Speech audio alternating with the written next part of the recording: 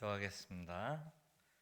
좋으신 하나님 아버지 감사합니다. 이 주일 오후에 함께 모여서 하나님을 찬송하고 하나님을 예배하고 하나님 앞에 기도하고 주의 말씀을 듣게 하여 주셔서 감사합니다.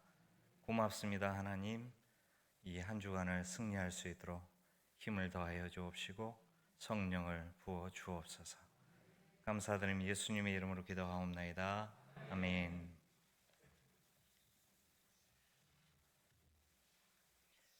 오늘은 특별한 행사가 없이 온전히 제가 설교를 하게 됐습니다. 좀 기쁩니다. 제가 필리핀에 2주 동안 다녀왔는데 잠깐 사진을 보도록 하겠습니다. 일주일 동안 강의를 했어요. 아침 8시부터 오후 5시까지 그 하루에 8시간씩 한 주 동안 40시간을 강의를 해야 되는데 첫날 8시간 강의하고 나서 사진을 찍게 됐습니다. 지금 얼굴들이 약간 좀 그래요. 웃고는 있는데 넘어가질 않네요. 네, 이게 이제 끝나고 나서 사진입니다. 굉장히 더 활짝 웃게 됐죠. 그러니까 처음 시작할 때는 좀 저 교수님 같이 찍자 하니까 그러더니 이제 다 끝나고 나서는 아주 해피하고 숙제도 줄여줬더니 기분도 좋고 기말고사도 안 본다고 그러니까 더 기분 좋아하고 그 숙제 기간도 연기해주고 아주 해피했습니다. 지금 이분들은 이번에 그 복음주의 선교대학 제가 원래 사역했던 그곳에서 이제 MDB 과정을 이번 9월부터 시작을 했어요. 물론 이 학교는 BTH 과정을 졸업하면 노예에서 목사 안수를 받기 때문에 이 가운데 특히 저 가운데 있는 남자분 분홍색 옷을 입으신 두 분은 저희 제자들이에요. 그래서 2007년에 졸업한 라밀이라고 하는 분, 그 이후에 이동이라고 하는 분이 졸업을 하셨는데 다 목사님들이고 교회 사역을 하고 계셔요. 나머지 분들도 적극적인 사역들을 하고 계시는데 이번에 개설된 그 MDB 과정에 들어오셔서 열심히 공부하는 것을 봤습니다. 굉장히 크리티컬 띵킹이라고 하는데 이 비평적 사고를 잘 하면서 성경에 아주 깊은 해박한 지식을 가지고 있으면서 저하고 이 토론을 하는데요. 제가 참 좋더라고요. 우리 학생들이 이렇게 수준이 높아졌구나라는 그런 마음을 갖게 되었어요. 다음 장면을 넘겨주실래요? 이게 꺼져 있었군요. 이런. 네. 이곳은 사미 목사님이 그 사역하는 곳인데 제가 봤을 때 오른편이고 여러분들이 보면 왼편이 되겠네요. 제 옆에 있는 하얀색 옷을 입고 계시는 분이 사미 그 분이에요. 옆에 있는 이제 무슬림처럼 그 수염을 기르고 있는 친구도 저희 제자이고 이 두 분 같이 2009년쯤에 졸업을 하셨던 걸로 기억을 하는데 이분들이 이제 졸업하고 나서 벌써 10몇 년이 지났는데 교회를 아주 잘 세웠어요. 그래서 제가 그 주일날 설교를 하고 기념 촬영을 했습니다. 그 옆에 아내 되는 분도 저희 학교 출신의 제 제자인데 둘이 잘 어떻게 어느 순간 서로 맺어졌는지 알 수는 없습니다. 참 그러고 보면 인간이 오묘합니다. 그런데 그 두 분이 너무 금술이 좋고 착하고 또 똘똘하고 그래서 이 가정에서 두 아이가 있고 또 옆에 있는 각 사이드에 있는 분들도 역시 저희 제자들인데 둘 다 또 결혼을 하셨어요. 그래가지고 좋은 믿음의 가정이 돼서 지금은 이 무슬림 학교를 다니면서 그곳에서 이 무슬림 사역을 하고 있어요. 그리고 그 가운데에 이제 최건호 선교사님이라고 저희 그 지부의 지부장님인데 다음 주에 오십니다. 오시면 환영을 해주십시오. 제가 갔을 때 이분 집에서 아주 편하게 지냈습니다. 굉장한 환대를 받았으니까 여러분들이 저 대신 많이 좀 환영을 해주시면 좋겠습니다. 이 최건호 선교사님의 밑에서 이 사미 이 목사님께서 사역을 하고 계셔요. 이번 제가 돌아올 때쯤 됐을 때에 세례식을 하시고 그 성도들을 섬기는 장면을 보게 됐어요. 윌마라라고 하는 친구인데 이번 제가 도착하는 그 주간에 결혼식을 했어요. 그래가지고 제가 강의 일정 때문에 참여는 못했는데 이제 축의금을 보냈더니 밥 사준다고 내려와가지고 이 식당에서 저하고 사진을 이렇게 찍었습니다. 이 두 친구도 역시 저희 제자들인데 이제 함께 저 왔다고 환영해 준다고 와가지고 사진을 찍었습니다. 지금 보시는 이 친구들은 저하고 공부할 때는 아주 엄하게 훈련을 받아가지고 제 영어 이름이 존이에요. 요한인데 아주 저 도망 다니기를 잘했습니다. 이 친구들이. 그런데 이제 졸업을 하고 10년 이상 넘게 지나니까 기억이 나나 봐요. 이 친구들 중에 한 명이 그 배를 타나 보는데 그 배에 존이 저의 이름에 써놓고 나의 교수는 존이다. 그렇게 문구를 써놨다고 저한테 자랑을 하시더라고요. 제가 오랜만에 선교지에 다시 돌아가서 지켜본 것은 그 교육 사역이라고 하는 것은 굉장히 오랜 시간이 지나야 열매가 나타났다는 것을 발견했습니다. 사역을 하는 동안에는 앞날을 보지 못하고 열심히 한다고만 했습니다. 물론 그 장기간의 장기간의 계획을 짜고 그 계획에 따라서 학교를 빌드업 세워갔지만 그러나 그 앞날에 대해서 하나님께서 어떻게 이루어 가실지 예측하지 못했습니다. 그러나 지금 제가 17년 차, 만 17년이 넘는 이 시간을 뒤돌아보건대 하나님께서 처음 제게 주셨던 그 기도의 응답대로 학교와 학생들이 성장해가고 그분들이 교회를 개척하고 선교사로 나아가고 하는 것들을 보면서 그 더디게 보이는 이 인재를 양성하고 교육하는 이것이 시간이 가면 갈수록 더 많은 열매를 맺을 수 있는 그 결과를 낳는구나라는 사실을 발견하게 되어졌습니다. 물론 많은 선교사님들이 교육 사역이 아닌 다른 사역들을 함으로써 열매를 많이 맺습니다. 그것도 귀하고 가치 있는 일입니다. 그러나 동시에 이 교육 사역이야말로 앞으로 100년 이후에 교회를 세워가는 중요한 터를 잡는 것이다. 또 뿌리를 내리게 하는 것이다라는 점에서 우리의 선교의 중요한 한 부분이 되어진다는 것을 믿게 되어졌죠. 이런 면에서 우리 청평교회 특별히 이 주일 오후에 나오신 분들은 열심 분자들 아니겠습니까?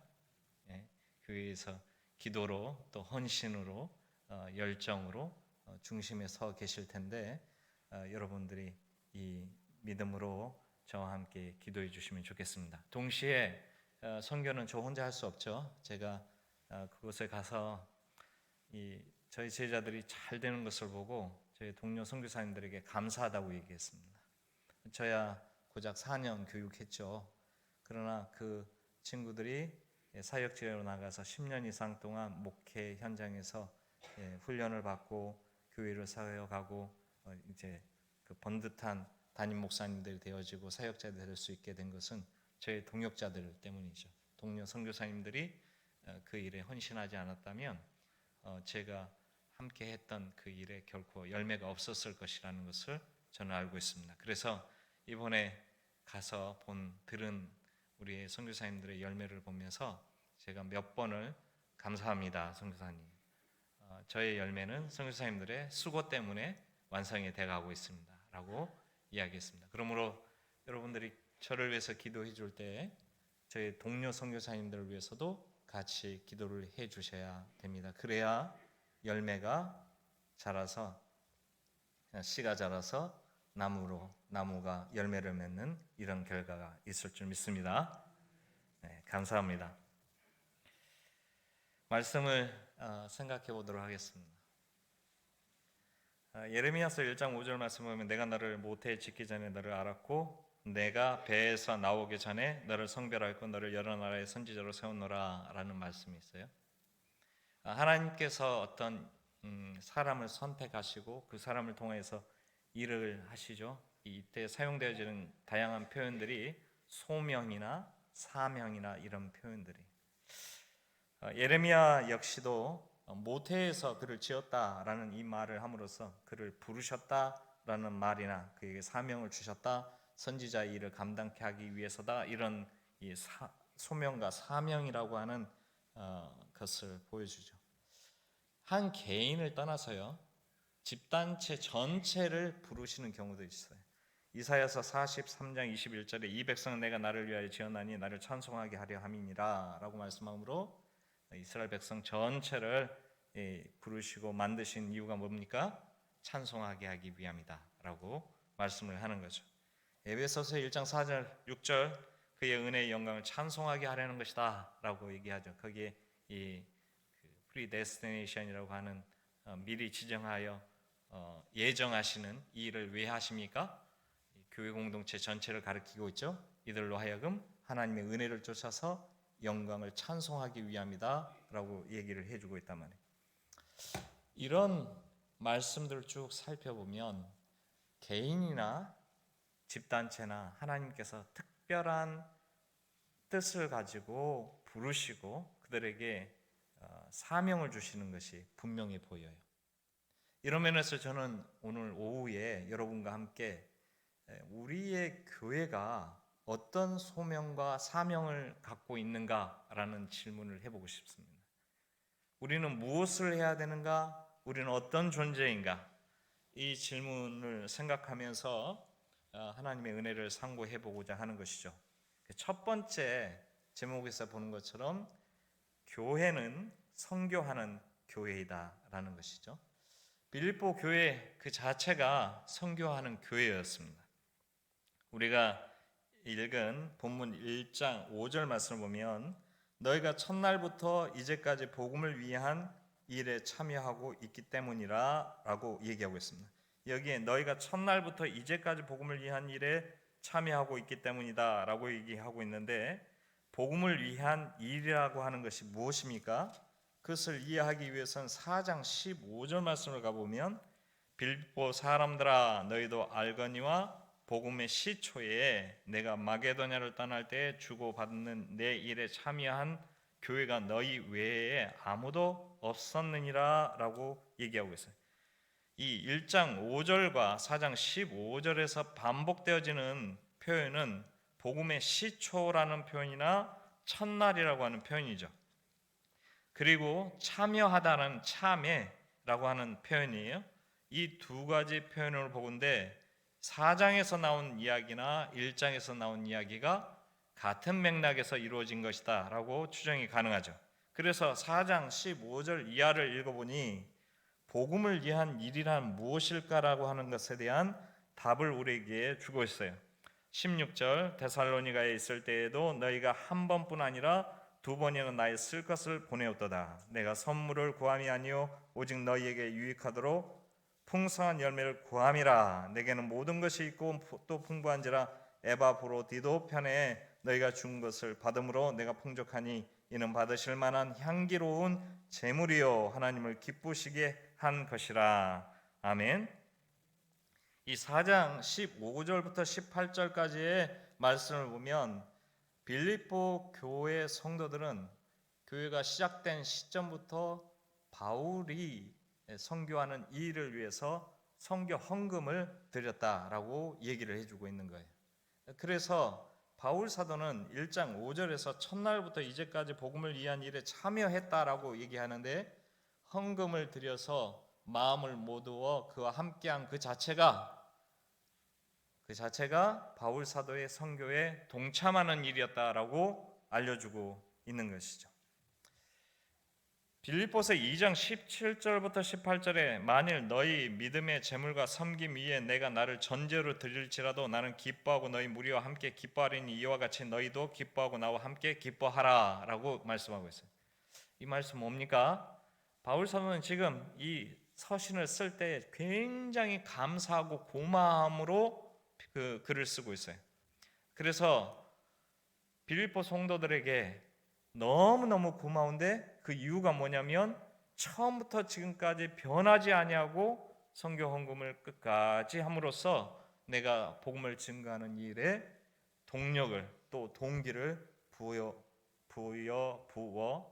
주고 있다라는 것이죠. 이것이 너무 감사하다라고 얘기하고 있습니다. 이런 면에서 빌립보 교회는 태생 자체부터 시작부터 선교하는 교회, 선교하는 적극성을 띠는 교회였다는 것을 우리가 이해할 수 있어요. 2장 25절부터 35절에 보면 에바브로디도라는 사람이 있는데 바울 사도가 그를 향해서 어떻게 표현했냐면 그는 나의 형제요 함께 수고하고 함께 군사된 자요 너희 사자로 내가 쓸 것을 돕는 자라라고 얘기하고 있어요. 사실 이 에바브로디도는 아마도 빌립보 교회로부터 선교 헌금을 전달하는 운반자 역할을 했던 것 같아요. 그러나 바울 사도가 이처럼 나의 형제요 수고하고 함께 군사된 자요 라고 얘기하는 것은 바울 사도와 함께 이 에바브로디도가 동행하고 그와 함께 복음의 사역에 동참했다는 것을 우리에게 알려주는 것이죠. 이런 면에서 보면 빌립보 교회는 바울 사도에게 동료를 보냈다, 선교사를 보냈다라고 이해할 수 있게 될 것이에요. 따라서 빌립보 교회가 선교하는 교회라고 하는 것은 우리가 이해하는 것처럼 선교사를 파송하고 복음이 증거되어지고 변증되어지고 전파되어지고 가르쳐질 수 있는 이 일에 헌신하는 교회였다는 것을 우리에게 알려주는 것이죠. 하나님께서는 교회를 세우는 순간부터 선교하시기를 원하십니다. 할렐루야. 이것이 우리의 사명이고 소명인 것이에요. 하나님께서 왜 예수님을 이 땅에 보내셨습니까? 영혼을 살리고 세상을 구원하기 위함이죠. 이 영혼을 살리고 세상을 구원하는 이 일을 우리는 선교다라고 얘기를 하고 있잖아요. 따라서 하나님께서 가장 기뻐하는 일이 뭐겠습니까? 복음을 증거하는 일, 선교하는 일, 이것인 거죠. 이 일을 위하여서 온 교회가 합력하여서 선교비를 모아서 보내고 또 힘이 되는 대로 선교사를 파송하는 일을 할 때에 비로소 그곳이 하나님의 이 놀라우신 역사에 동참하는 일이 되어지는 것이죠. 참여하는 일이 되어지는 것입니다. 이런 면에서 저는 우리 청평교회가 지금까지 목사님들을 통하여서 또 우리 담임 목사님을 통하여서 선교하는 일에 힘써왔다는 것에 칭찬과 격려와 또 감사를 드립니다. 뿐만 아니라 여러분들이 이제는 새로운 전환점을 가지고 새로운 한 단계를 나아가기 위하여서 저같이 부족하고 참 연약하기 짝이 없는 선교사를 보내신다, 파송하게 되어졌다. 저 빼고 그냥 선교사로만 본다면 선교사 한 명을 파송하게 되어졌다. 이것은 엄청난 하나님의 축복받을 일이라는 것을 믿습니다. 할렐루야. 저는 우리 목사님도 그렇지만 저를 파송했던 교회에 청년 때부터 있었어요. 그때 제가 배운 것이나 또 선교지에 가서 교회를 섬기면서 깨달은 것이나 혹은 미국에서 목회를 하면서 배운 것의 한 가지는 무엇이냐? 하나님이 교회를 사랑하신다. 아멘. 교회를 너무너무 사랑하셔요. 그러니까 막 자기가 의롭다고 해서 교회에 들이받고 교회를 쪼개고 이게 불의한 방식으로요. 쪼개고 분란을 일으키고 이건 결코 하나님께서 그냥 놔두지 않으시는 것 같아요. 제가 교회 절대주의 이런 얘기하는 거 아니죠 지금.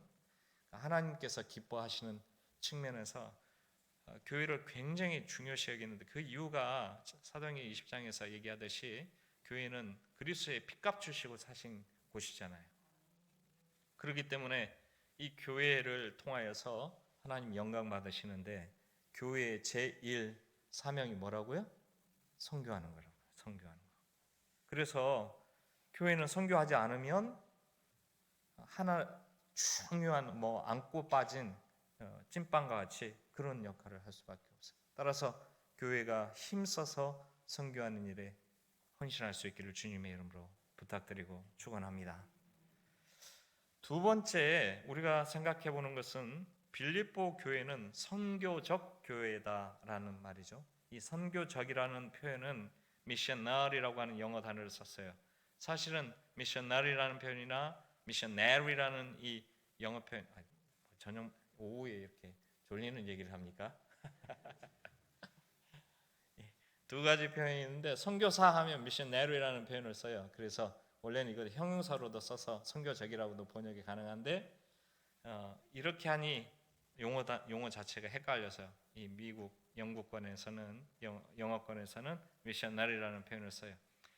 이 선교적 교회라는 말 자체는 교회가 본질상 선교적이라는 것을 말하는 거예요. 지금 선교하는 교회에서 이미 선교하는 교회의 이 역할을 말했는데요. 할 수 있는데 그것은 기능적인 면을 강조하는 것이고 지금 이 선교적이라는 말은 존재 자체, 사람 같으면 DNA 자체가 선교적인 거예요. 그러면 선교적이라는 표현을 좀 더 구체적으로 생각을 해봐야 될 텐데 이 이야기는 여러분들이 제가 길게 설교한 적이 있죠. 여러분이 깜짝 놀라게 1시간 설교한 적이 있어요. 지난주에 어떤 권사님이 그 여전도에 이제 설교 부탁하시면서 5분만 하세요.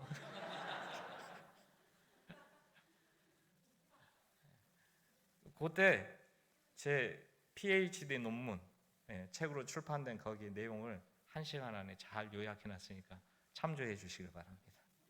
근데 여기서 잠깐 요약을 할 테니까 잘 들어주십시오. 오늘 우리가 읽은 이 빌립보서에서 중요한 찬송시가 하나 나오죠. 2장 1절부터 쭉 나오는데 무슨 내용입니까? 예수 그리스도가 이 땅에 내려오시는 이야기, 성육신하신 이야기죠. 하늘의 아버지와 동등됨을 잊지 아니하시고 자기를 비워서 종의 형체로 이 땅에 내려왔다. 그래서 십자가에 달려 죽고 다시 아버지로 인하여서 권세와 주권을 받으셔서 이 모든 세계의 통치자가 되어 주셨다. 이게 이 찬송시이죠. 여기 이 빌립보서 2장에 나타난 이 찬송시를 다른 표현으로 성육신하셨다라는 표현을 쓰는데 이 성육신의 내용은 요한복음 1장에 나오죠. 요한복음 1장에서 성육신하신 예수님에 대한 얘기를 할 때 중요한 단어를 강조했죠. 뭡니까? 보내다라고 하는 단어였어요. 보내다라는 이 단어는 라틴어에서 미시오라고 하는 미토라고 하는 단어가 선교라는 단어라고 했죠. 미션이라는 단어가 거기서부터 왔다라고 말씀을 드렸습니다. 선교가 그런 것이라면 아버지로부터 예수 그리스도가 이 땅에 보내지는 이것 자체가 아버지의 선교, 그리스도 예수의 선교가 되어지는 것이 성령께서 보냄을 받은 것도 역시 선교가 되어지는 거예요. 제자들이 보냄을 받는 순간부터 선교가 되어지는 거예요. 그러니까 제자들이 보냄을 받아서 함께 모인 이것이 교회인데 우리 여기 그 표현이죠. Gospel, Growth, Mission, Community라고 하는 이 표현이죠. 이 표현 너무 잘 정립을 해놓으셨어요.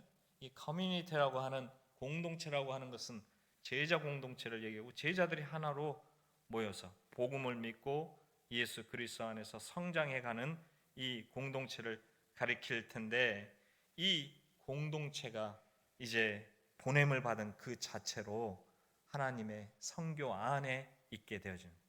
그런데 이 공동체는 언제나 하나님과 생명을 공유하는 거예요. 어떻게 공유합니까? 요한복음의 언어로는 말씀으로 공유하다는 거예요. 말씀으로. 그 말씀을 잘 듣고 말씀을 잘 배우고 또 말씀이 잘 선포되어지고 이거 우리의 기도 제목이고 그 불고 같은 눈동자로 여러분들이 말씀을 잘 증거하나 하지 않는가 이거 쳐다보고 같이 격려하고 또 말씀을 은혜를 받았으면 항상 표현도 하시고 오늘 은혜를 받았습니다. 그래야지 다음 주에도 목사님께서 힘이 나가지고 말씀을 잘 준비해가지고 전하고 그러지 않겠습니까? 저도 오늘 말씀에 은혜를 받아가지고 말이죠. 그래서 네 감사합니다. 그 힘이 나고 그러니 이게 그 말씀의 역사가 있어야 돼요. 결국 사람은 하나님의 말씀에 의해서 생명을 갖게 되어져 생명을 공유하게 되어져 이래서 하나님과 거룩한 연합 관계를 형성하게 되어지는데 이 연합 관계 그 자체가 뭐라고요? 선교적 교회의 본질이라고. 그러니까 하나님이 어떤 분이에요? 선교하는 하나님이시니까 교회도 역시 하나님과 연합되어지는 순간부터 또 연합되는 계속되는 삶을 통해서 뭐 해야 되겠어요? 선교하는 일을 해야 되는 거지. 그런데 이 선교하는 그 일은 이런 표현으로 정리가 돼요. 요한복음이나 지금 이 빌립보서나 증언하다, 증거하다라는 표현으로 정리가 되어진. 교회는 끊임없이 증언하고 증거해야 돼요. 뭘 증언하고 증거해야 되겠어요? 예, 말씀, 복음, 예수 그리스도, 살아계신 우리의 하나님 아버지, 예, 삼위일체 하나님, 이 하나님의 일하심, 하나님의 역사하심, 하나님의 계획, 하나님의 뜻, 하나님께서 가지고 있는 마음, 하나님의 열정, 하나님의 소망, 이걸 증언해야 돼요. 오늘 첫사랑 뭐라고 해요? 만난 자만이 그게 가능하다고 했어요. 하나님을 만난 자가 이 증언할 수밖에 없는 거예요. 그것이 선교적 교회의 본질이고 본능이고 그리고 속성이라는 것을 우리에게 알려주는 것이죠. 이 2장 빌립보서 2장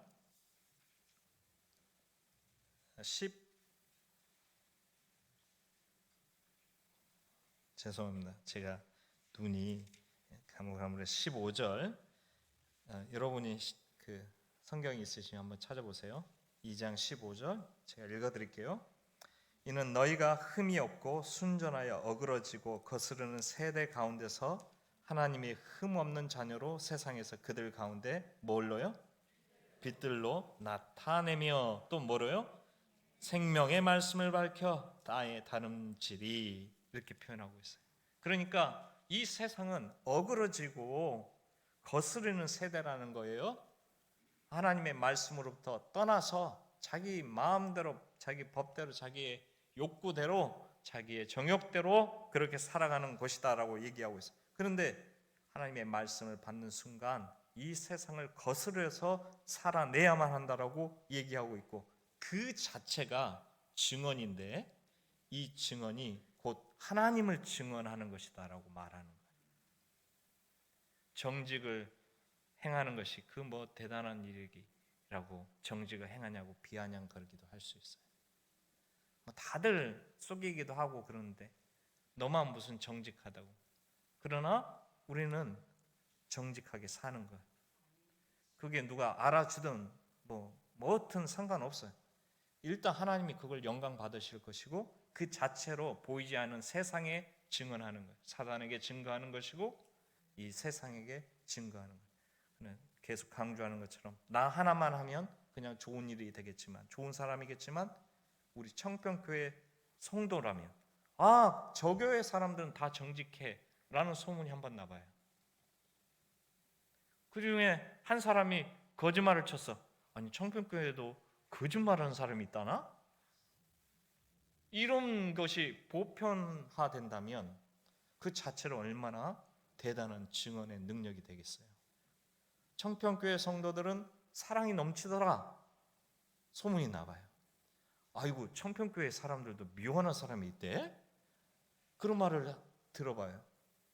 그러면 그 자체로 이 공동체가 주는 선교적 능력이 어떤 것인가, 증언하는 능력이 어떤 것인가를 우리에게 알려주는 것이죠. 결국 우리는 이 빌립보서를 보면서 세 가지를 증언의 제목으로 삼게 되는데 그 첫째가 교회는 하나가 돼야 돼요. 이 공동체 전체에게 강조하는 것이 1장 27절에 한 마음으로 서서 한 뜻으로 복음의 신앙을 위하여 협력하. 이 첫째가 지식으로 하나가 돼. 복음으로 하나가 돼. 그러니까 목사님의 말씀에 하나가 되는 것이 굉장히 중요해. 이 말씀을 늘 가까이 하고 묵상하고 그래서 마음을 품고 하나를 가지고 나아가야 되는 것이죠. 나아가서 사랑을 가지고 뜻을 합하여 한 마음을 품으라고 2장 1절에서 이야기하고 있어요. 어쩌든지 마음을 하나가 되어져서 강구하면 아이고 그런가 보다 하고 나갈 때 잊어버리는 것이 아니라 한 마음을 품으면 어떻게 해요? 하기 싫어도 같이 해주는 거죠. 예? 뭐 사인하라고 그러면 아유 내가 뭐 또 사인까지 하리야. 그래도 같이 해주는 거죠. 뭐 하자 그러면 아휴 내가 좀 귀찮지만 이것 좀 해주리라. 예, 그래서 같이 해주는 거죠. 이거에 한 마음으로 한 뜻으로 하는 거 아니겠습니까? 아이고 그거는 저쪽 권사님이나 알아서 하시오. 그럼 되겠습니까? 이건 아니죠. 한 마음으로 같이 한다는 것이 결국 교회를 하나로 만드는 것이라는 거예요.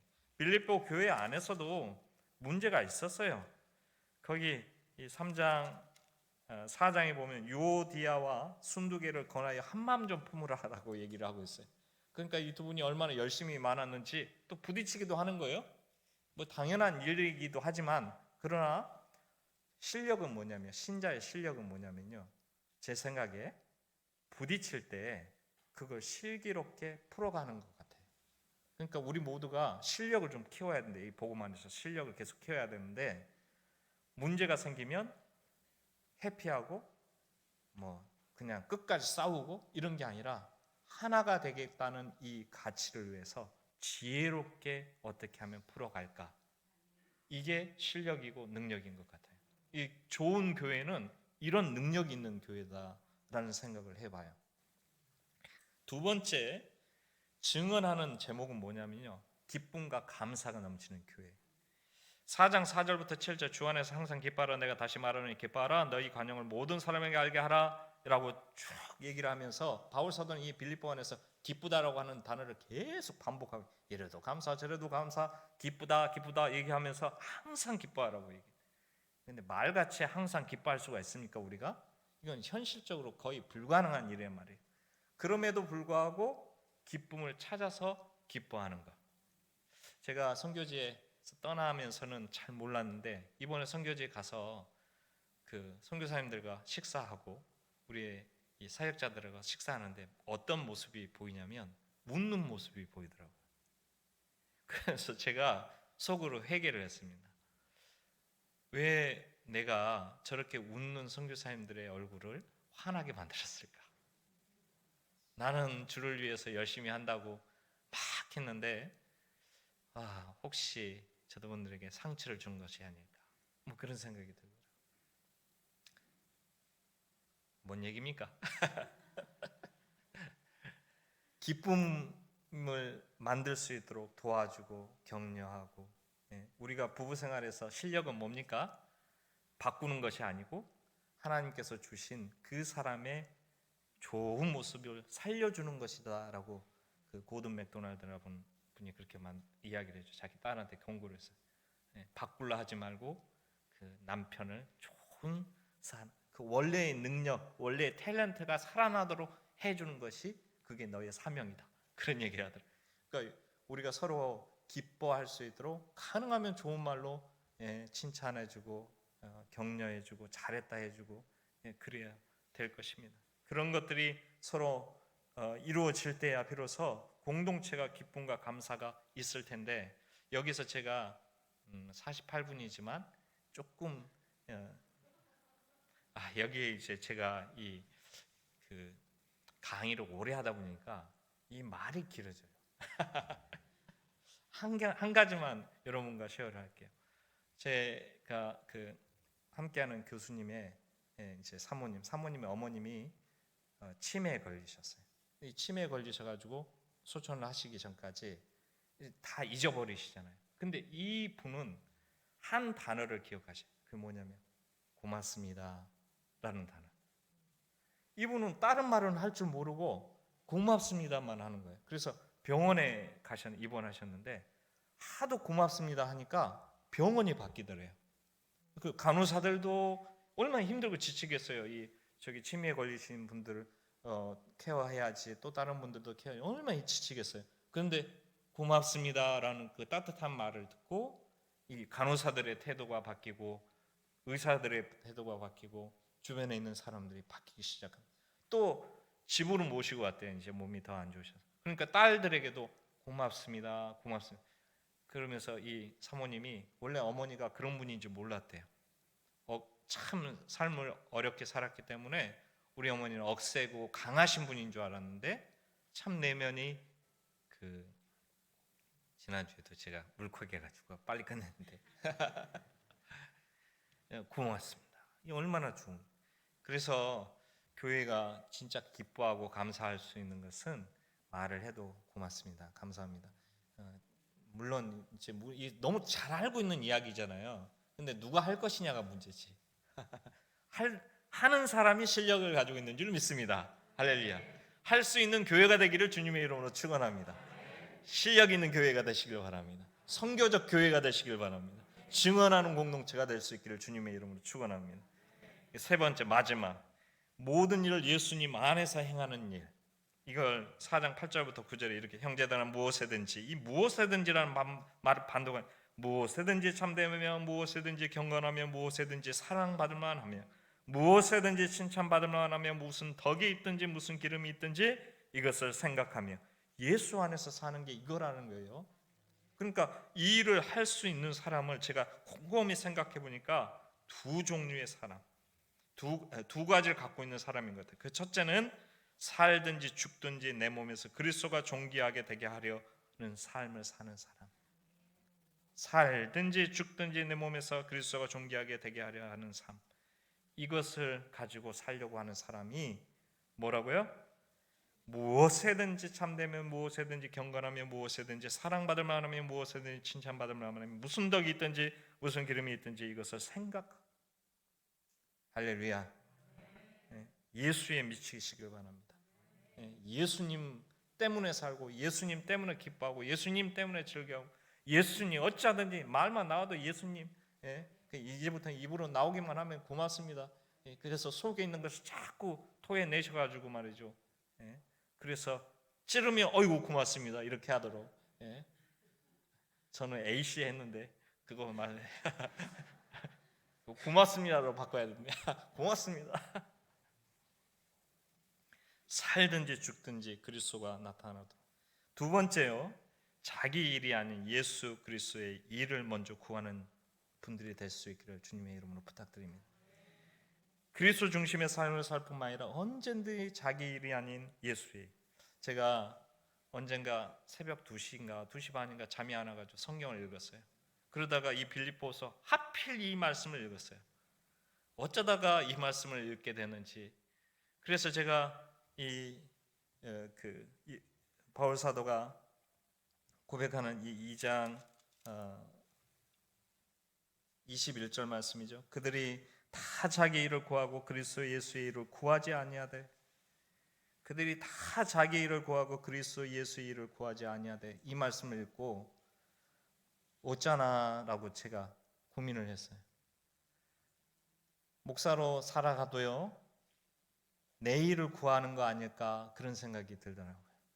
그럼 도대체 예수님의 일을, 그리스도 예수의 일을 구하는 게 뭘까 많이 고민이 돼요.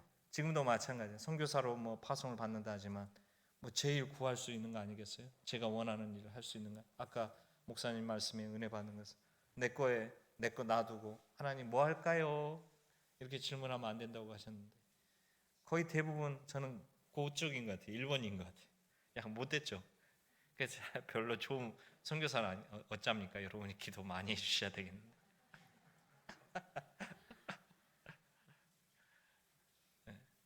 그냥 어찌하든지 그리스도 예수의 일을 구해야 되겠는데 이게 쉽지 않다란 말이에요. 여러분은, 저는 목회자니까 그렇다 치지만 여러분들은 일상생활을 살고 사업을 해야 되고 또 먹고 사는 문제도 또 자녀도 부모님을 모시기도 해야 되고 다양한 이 세상 삶을 살면서 자기 일을 할 수밖에 없는데 거기에다 또 그리스도 예수의 일을 구해야 된다고 하니 짐이 배나 더하죠.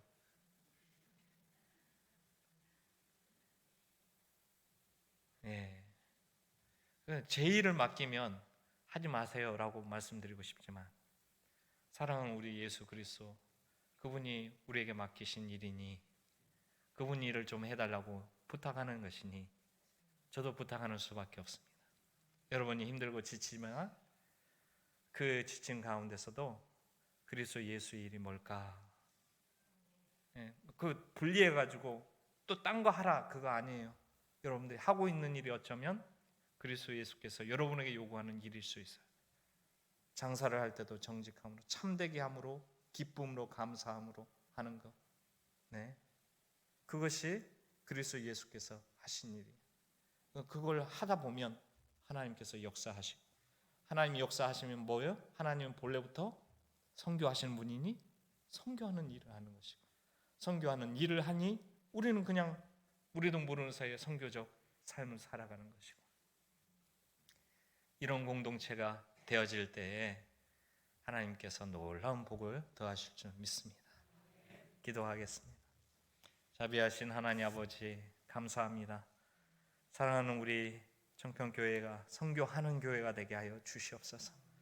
어찌하든지 주의 복음 전파되고 증거하고 또 하나님의 나라가 확장되고 완성되어져 가는데, 실현되어져 가는 일에 헌신할 수 있도록 역사하여 주옵시고, 이 일 때문에 이제 물질도 또 힘도 사람도 필요하오니 하나님 우리 청평교회에 물질을 부어 주시옵소서. 사업을 하시는 분들, 또 일하시는 분들에게 저들을 이렇게 세워 주시옵소서. 그래서 거부가 일어나게 하여 주시옵소서. 저들에게 비전을 허락하여 주옵소서. 나도 한번 하나님의 선교를 위해서 헌신하겠노라고 하는 열정과 비전을 가지고 기도하게 하시고, 열심을 내었을 때 물질이 모여드는 역사가 있게 하여 주시옵소서. 아버지 하나님뿐만 아니라 교회를 통하여서 하나님의 거룩한 능력이 나타나게 하여 주시옵시고, 증거하는 역사가 일어나게 하여 주시옵시고, 우리 목사님을 중심으로 하여서 모든 성도들이 하나님 기뻐하시는 예수 그리스도에게 미치는 사람들 되게 하시고, 예수님의 일을 자기의 일보다 앞서서 행하는 이들이 되게 역사하여 주옵소서. 그러면 하나님께서 자신들이 해야 할 일들을 어떻게 이루어 가시는지, 완성해 가시는지, 돕는지를 보게 하여 주셔서 사랑하는 우리 하나님을 찬양하고, 사랑하는 우리 주 예수 그리스도를 찬양하고, 성령의 하나님을 찬양하는 귀한 공동체 되게 역사하여 주옵소서. 감사드리며 예수님의 이름으로 기도하옵나이다. 아멘.